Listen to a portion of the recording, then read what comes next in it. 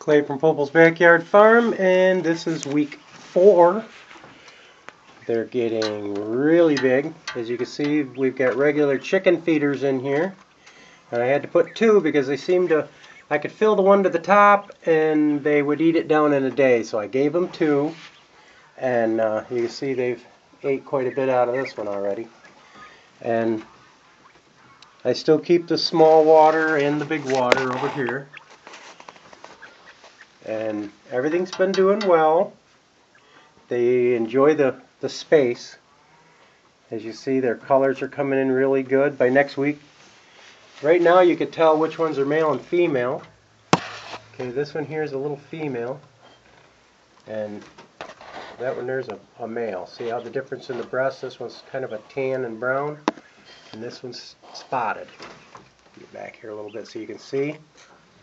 You can see the difference, which is good because in another week, another 2 weeks, they will be of egg laying and butchering age, and we do have a lot of males in here. So we're going to be weeding out to 1 male to every 3 females. I'm not going to take a chance on fertile eggs. I'm going to have fertile eggs so that we can put them in the incubator and raise our own quail. I'll bring you down farther. I'll close this door up. Got the bags tucked underneath the cages in the top. And as you can see, there's a lot of them in that corner. And this is the cold end of the coop, and they don't seem to be bothered by the cold. They're just laying around on top of the wire. I've got the back up so you can see what I've done in this barn. If you remember, we had rabbits in here last winter, and I've opened it right up. We put plastic on the windows like we do every season. And I put a roost in here for the chickens and the guinea hens. And they can come in through a little side door there. There's a door over there, but that leads over to where the geese are. And we had rabbits run in there before, so we don't need the rabbits run there now. And underneath the quail cage, you can see it's a pretty long cage. It goes 9 feet in the barn. 9 feet by 2 feet by 2 feet high. So I mean, it's plenty big enough for 60 quail. As you can see, they're all spread out. There's hardly anything in this part. Some of them are underneath the lamp. I have a heat lamp in there, so when I pull the bags down, it helps keep the heat in, helps keep the water from freezing. And some of them enjoy laying underneath. I have a regular bulb here, and I have a heat bulb here. And down on this end, there's no lighting other than the window light itself. And the cage kind of divides between the two, or the cage itself. And there's quite a few quail on this end. They're huddled to keep warm too, but most of them like to huddle anyway so that they can sleep. They sleep in groups. Some of them sleep singly, like this one here. And the small little group here. And it seems that the hens like to lay pretty much close together all in a group because these are all hens right here. So when it comes culling time, where we have to take and put some down, looks like most of them are going to be males. So that'll be a little easier on the sole and the pocketbook. We'll hang on to as many hens as we can for the eggs, for eating eggs and for hatching eggs.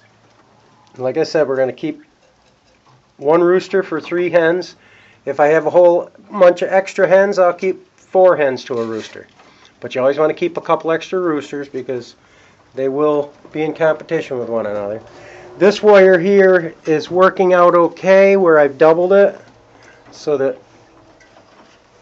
I put 1 roll over and then put another one over because these were, the whole opening here is a 2 by 3. And they tend to get out at 4 or 3 weeks of age. 4 weeks of age, they're pretty big now. I don't have to worry about them so much. But I lost the one because they were getting out through the wire.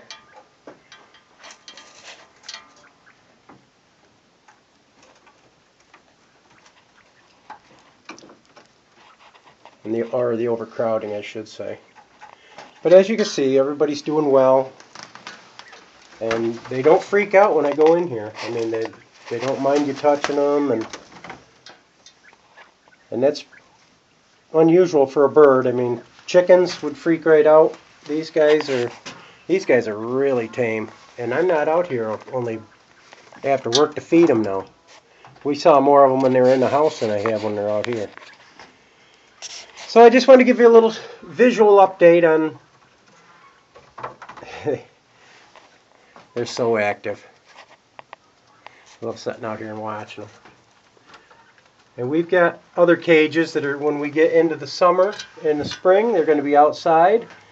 And I'm going to have it set up so that in the old rabbit cages, if we don't get any more rabbits this spring, that I'm going to put quail in there, so when they eat like they do here, if they do knock anything out of the feeders, it goes down through the floor and onto the floor of the barn, and the chickens will scratch and dig into it.